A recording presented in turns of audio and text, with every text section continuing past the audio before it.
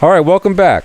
So in this video I'm going to be covering essentially the top worst tools that I purchased thus far in my HVAC career and the top best tools.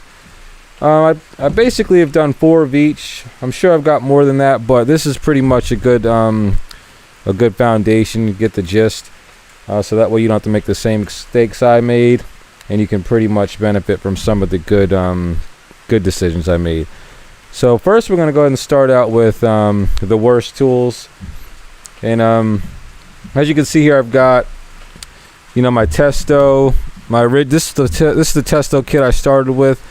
This is it only came with the pressure probes and the pipe clamps. I didn't have any psychrometers. This Milwaukee meter, you would think by the look of it that it would be something special, but it's actually pretty much junk. It's my backup meter. And then we've got this here. This is probably, I bought this. This might have been one of the first tools I've actually purchased. So let me go ahead and go through the reason why these tools fall on the top fail list here. And I'm going to go ahead and start off with the Testos here. So this is going to be the first generation, the 549Is, and the I think this is the 115. The 115Is.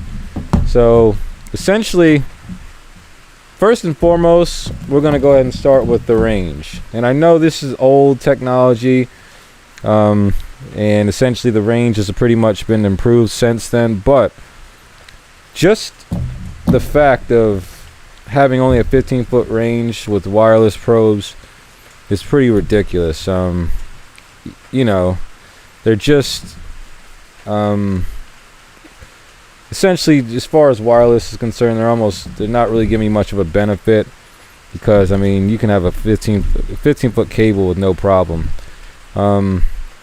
Also, as you can see here, you can see my these pipe clamps have been through a lot. As you can see here, I don't know if it's doing any justice. I had to actually wire a switch onto this one, because essentially the internal board, the circuit had failed internally on the board, and it was basically had a phantom drain on the battery. So I just wired a switch onto this battery, and that way if I cut it off, it basically breaks the circuit to the battery. So that one failed on me. This one here just recently failed the other day. This is a big flaw of theirs, as a matter of fact, and even they're new. So essentially their newest probes, even with the longest range, the longer range, the 350-foot range, has the same issue. The stupid cable that comes out of the side here and terminates into the thermistor, that right there is going to be your weak joint. So as you can see, boom, compromised. So that one this one's basically destroyed.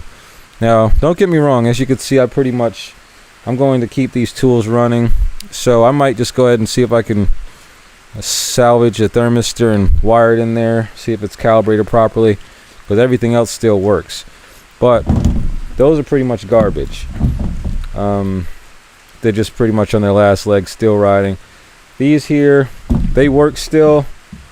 The flaws, the tragic flaw about these compared to the field piece, which I'm going to show here shortly, is the reason why that's one of my best purchases, is this big protruding button. See how this button here sticks out? So anytime you try to put that in your bag, bang, that's turning on you, no matter what. So these things will die on you.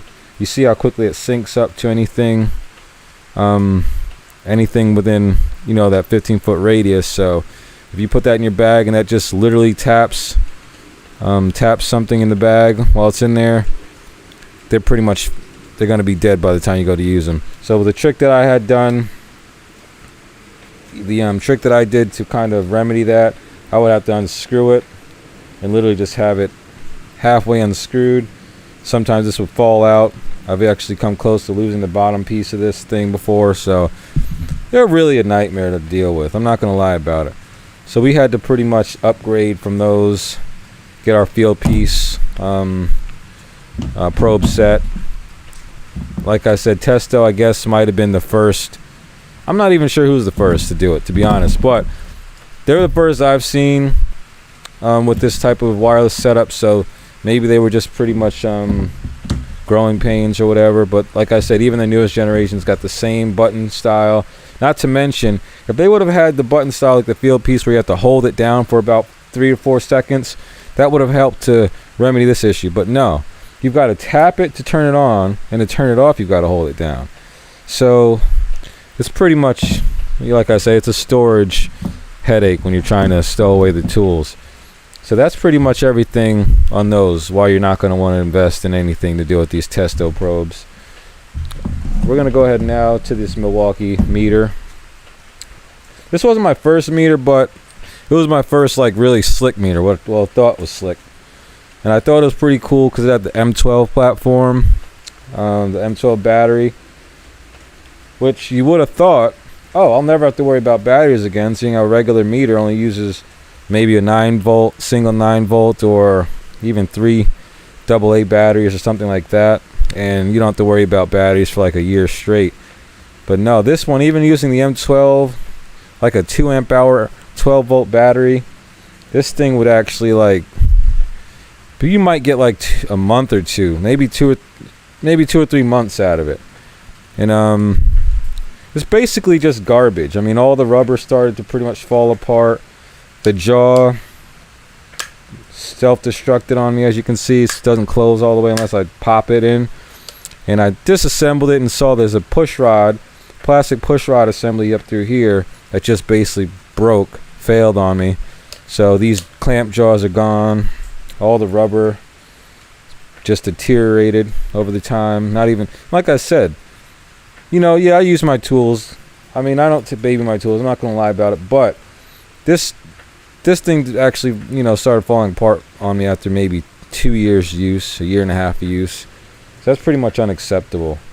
Like I said, the best thing about it to me was the backlight. I'm at the this display here. It's a really nice display. It's really crisp, high resolution. Let me see, matter of fact, let me grab a battery. So yeah, just load it up here. So I've got the M12 battery in there. As you can see, display is really nice. I mean, it makes you feel, you know, really just professional on the job when you're using this. Just makes you feel like you're getting just true readings of whatever you're measuring just because of that display. It's really a psychological thing, but it's not worth it. It's not worth the hassle. It's a really terrible design. They boast on like the ergonomic grip and all this and how it's going to be much safer to use, but essentially, I mean, when you're trying to go to use this in a house, there's no real comfortable way to sit it and be able to look at the display while you're actually taking measurements. So kind of have to, you know, just try to balance it or something. It was just a really, really bad design. It's pretty much probably why they stopped making them. Matter of fact, they do actually have a model similar to this that it's got a little bit more features. It's got the inrush current and you know, DC amps and all that. But either way, this clamp gun style is a joke. You know, you can't really carry it on you. It's definitely never going to fit in my Vito bag. All right, so we're going to go on to the third tool. This here. Okay, so this is going to be my first temperature measuring tool that I've ever purchased. I think I even bought this from Lowe's or something. And I mean, don't get me wrong, sometimes it feels like it's actually pretty accurate. I found myself trying to actually incorporate this in my day-to-day carry a few times, but every time I tried, it's just let me down. The accuracy, you know, just the accuracy, essentially. It's garbage. They're not really designed for, I guess it's just the quality of it, honestly. It's just a lower quality. And like I say, just all the different surfaces, you're not going to be able to have this have one of these calibrated to all the different surface types. The thing about these infrared thermometers is that they're really sensitive to the type of surface you're measuring. So if you got a really glossy surface or maybe a metallic surface, it's not going to be very accurate. Not to mention, as you see here on the side, it's really sensitive to the distance as well. As you can see, the further out you get, the wider the actual measuring area that it's taken. So it's just really, like I said, I've not had very good results using this, and I try to, you know, disprove the naysayers. You know, they get a lot of bad flack, these things do, but it's for a good reason. This is not a good tool to use. I'm not gonna lie about it.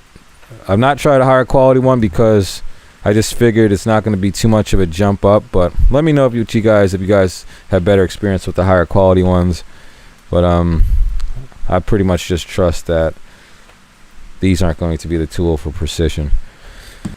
That's pretty much it for the tools that I've regretted purchasing. Now I'm going to go ahead and move on to the best tools, the best tools that I've purchased over the years.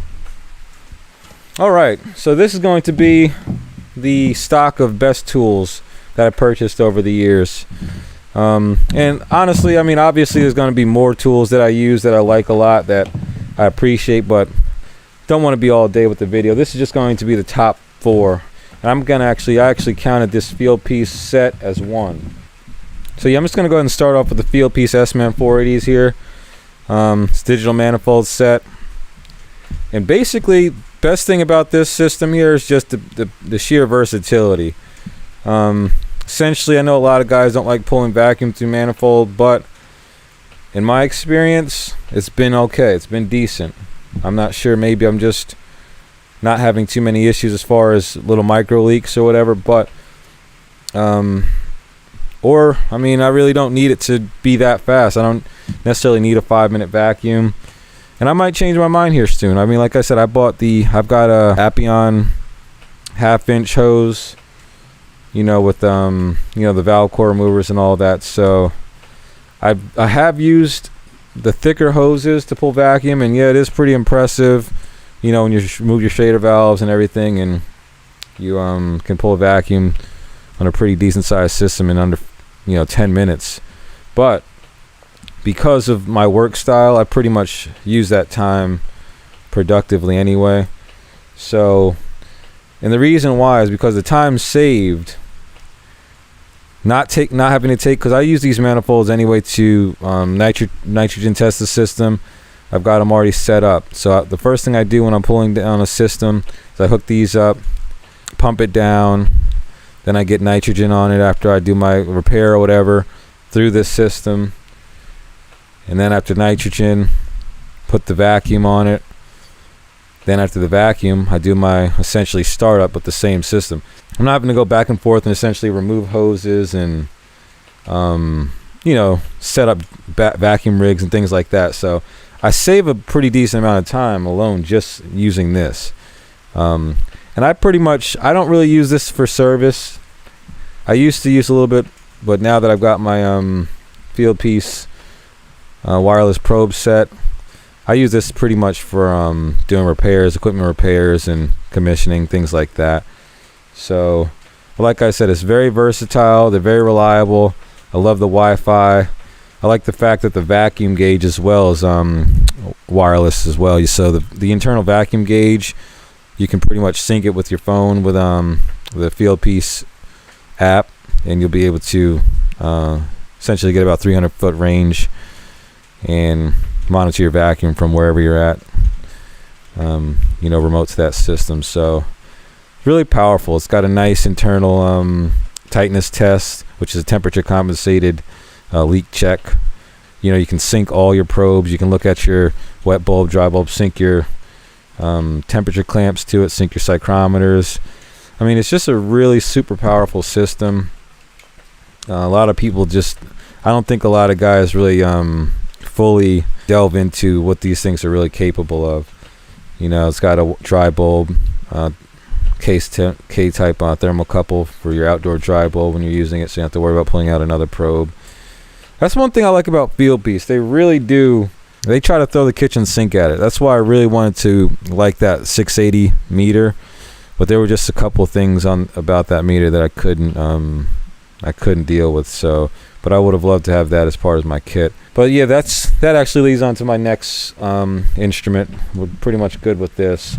This here, Testo 770-3. It's a power meter, and I've grown to really like this meter. I'm not gonna lie. At first, it was kind of a little bit difficult getting used to that design. I mean, I'm all about, you know, unique designs, but it really does get into tight places I would never be able to get into with my other meters. Not to mention it's Bluetooth capable. It'll sync with the Testo app. It's true RMS. And also another thing I liked about it as well is it pretty much is designed for HVAC. So it's got all your facilities that you'll need for anything from microamps, testing furnace rectification. You know, you've got amps, power factor, automatic capacitance. Like you put your meters on the capacitor, set it to this here, and it'll automatically go to capacitance, or if you need resistance, your ohms. It does kilo ohms, milliohms, mega ohms I meant. So it's really powerful. It's pretty cool little, not gonna lie, it feels like a cheap plastic toy. Feels like it's made out of that plastic that, you know, like toy cars used to be made out of. But it's been pretty rugged, pretty sturdy. The display on it's pretty nice as well. You put the backlight on there. Pretty decent display. Honestly, I didn't even really intend on buying it. I just saw it on for sale on Facebook Marketplace, and it was a pretty decent deal. I think I might have paid like $120 for it. So, but yeah, like I say, it's definitely a good meter. I really like the fact that it does DC, DC current as well through the clamp, and it does frequency through the clamp as well. Yeah, I needed something for DC, as you know, for when I'm working on automotive and things like that. So it's a pretty cool meter, something different. But yeah, definitely one of my favorite tools thus far. I added a little magnet strip on it, kind of bootleg, but just use some Velcro. That's how light it is. I mean, that Velcro, I've got really heavy duty industrial Velcro, and I just pretty much stick it on there. So that's that. I'm gonna start off with these here clamps. These are the JL3PC clamps here, and they're called Rapid Rail. And I'll tell you one thing, they definitely live up to the namesake, because these things will stabilize so quickly, like almost instant. You're gonna get temperature readouts of anything you clamp them on. The only caveat to that, though, is it's got to be a metallic surface, because essentially this here, they've got each side of the contact for the thermocouple is on its own side. So essentially, the metallic surface completes the circuit. I guess that's part of the technology that enables it to be so quick, rapidly responding. But I mean, if you're using it for what they're intended to use for, that's not an issue. Unless the pipe is really dirty. Sometimes the pipe gets dirty. That kind of sucks. Most of the time, you'll be okay if you just kind of wiggle it on the pipe. It'll clean a nice little surface area for you. But sometimes you'll have to take out your emery cloth and clean it up. But it's worth it. I mean, these right here, invaluable. These are essentially irreplaceable as far as line temperature clamps. They're the best you're gonna get, I believe. Get into tighter spaces, with, because they were able to, I guess, have the same maximum surface area, so they can actually make it a needle nose. Unlike the Testos, you have to really clear out a nice area for those in order to get good reading. What else? Also, they've got the hold to turn on power button, so you got to hold it for a few seconds there before it turns on. That's a good little safety feature for storage. Another thing that's cool too, It doesn't work with Measure Quick, but when you're using it with the Field Piece app, this here, select suction line or liquid line selection, and that actually will select it for within the app as well. So this is connected to the circuit somehow, and it'll tell the app that this is the actual liquid line if it's red like that. So it's cool. All right, now we've got the pressure transducers. These here are really nice. Not really much to say about them except for the range is amazing. 1,000-foot range, I think it is now. The 45 degree is pretty cool. I didn't like it at first, but it's pretty sweet now. Oh yeah, another thing as well about these here. They've got the O-rings in them. They're not the Teflon style O-rings that the Testos use. These Teflon O-rings, I'm not sure if they just didn't seat that valve depressor right, but I've tried every different position on these things, and you cannot install these on a liquid line that's running without it, pretty much blasting an unbelievable amount of liquid refrigerant onto your hands. So this was an issue, but these here, they've got these things tuned properly. Like, you can put these on any liquid line with minimal, they almost act like lossless fittings. So I don't even really have to use my lossless fittings with these. I don't use them actually at all unless I'm charging the system. With these here, I had lossless fittings on 24/7 because they just always blasted me with refrigerant, burnt my hands many times. So that's the thing about these that I like most, actually. Other than that, the range, the gaskets,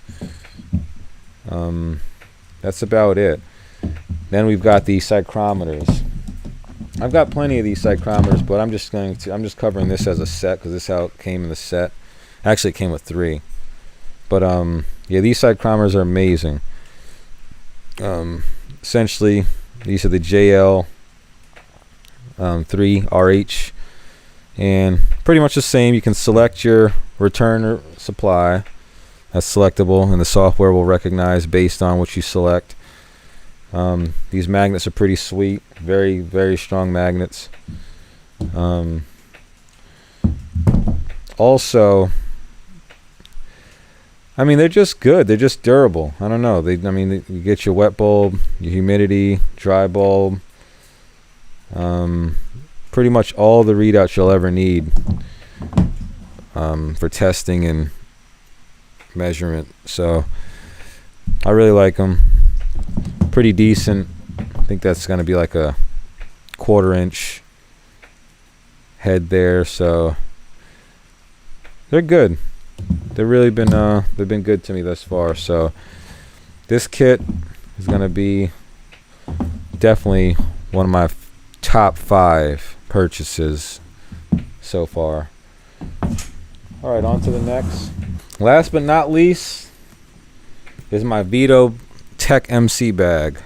This right here is probably, I'd say, the best thing I've purchased thus far in my career.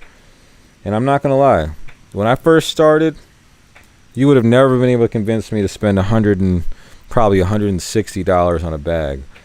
I would have said, you know what, no, I'm going to put that toward a tool. I'm going to put that towards something that's going to give me some results. But this right here is going to be your foundation. So essentially, it pays for itself. Like, this will help you to keep your tools. A bag like this is going to help you to maintain your tools better, be more efficient, more clear-minded. Essentially, it's just more, you're just going to have a much better experience working with a proper bag. I'll tell you, the bag I used to use was just a cheap bag from Home Depot. Matter of fact, my small bag was just like a drill bag. I'm not going to lie about it.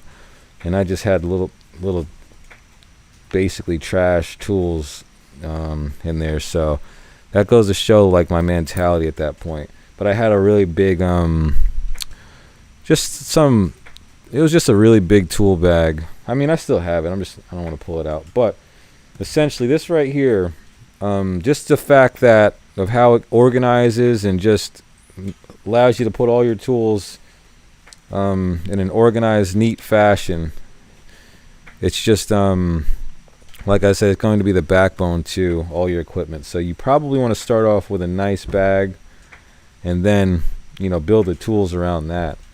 Because essentially, I mean, you can have the nicest tools, but if you're constantly losing them or breaking them, or just essentially just not able to get the most value out of them, it's really no good. So I never would have thought that I would actually be making such a big deal of a bag, but this bag right here has really changed. I think it's changed the trajectory of my career, to be honest.